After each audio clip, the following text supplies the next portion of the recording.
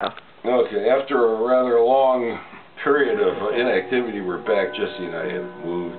It's been a drag, but it's great, and we're finally all settled in, so now we're going to do a video. We have two different perspectives of Motown closing. Russ was in LA when I was still in Detroit, when the the eventual closing. I mean, this went on for what, 2 years? They're talking about moving to LA, and keeping everybody in the Detroit operation just so off balance. We never knew what was happening. And I remember then they finally closed the Donovan building. Yeah.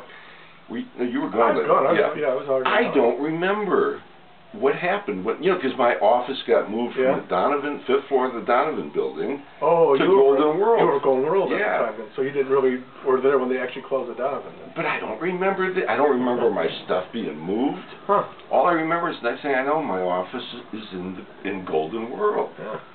And that's So then they kept Motown LA. This is why I had a problem with Motown LA, because nobody seemed to be Guy Costa was a nice guy. Who's not a good?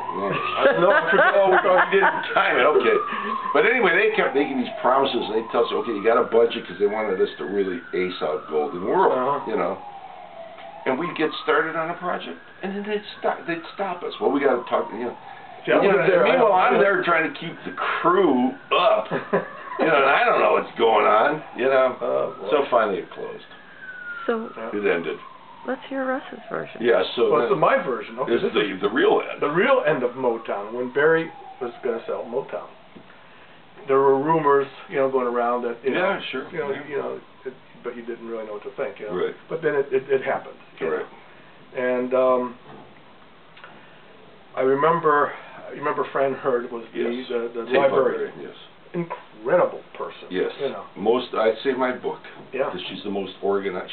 Her department was the most organized and well run in Motown. Yeah. And it was fabulous. So she was there from the beginning too. Yes. From Detroit all the way through that. And we were in the back at the studio. There was what we call a working library. It wasn't the main library, but there was quite a few tapes back in there. And we were back. I was back there with Fran and Guy and somebody else, and there's a couple people from MCA that were there, Yeah. And this is when they're going to lock up the library. The final. The final. Yeah.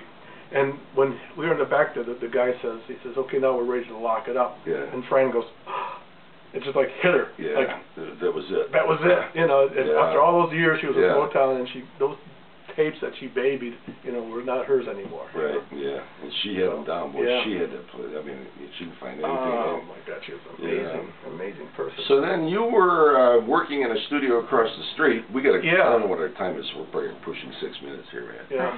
You're working in a studio across the street. I was working on the Whitney Houston project. I was working on Whitney Houston over at Westlake Studio, which is across right across from the street from Motown. Yeah. And they were selling some of the equipment at the studio, at Motown Studio, because it became an event. Even our friend Joe, bought some stuff. Yeah, Joe Klein.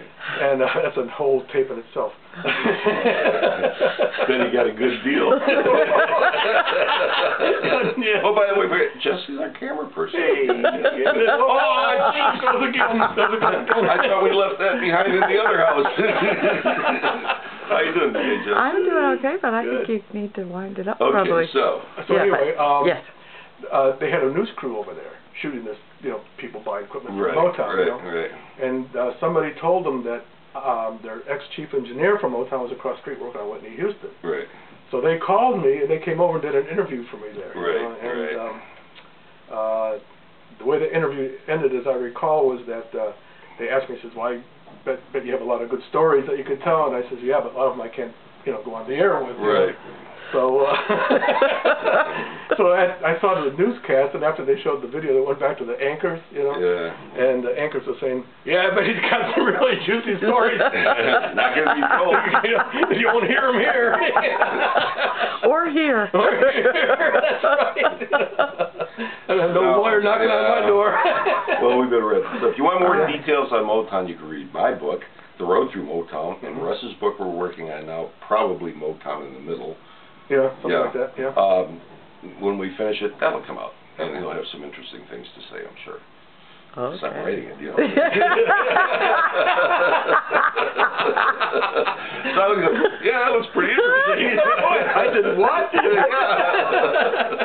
So anyway, good talking to you. Good to be back. Talk to you guys again soon.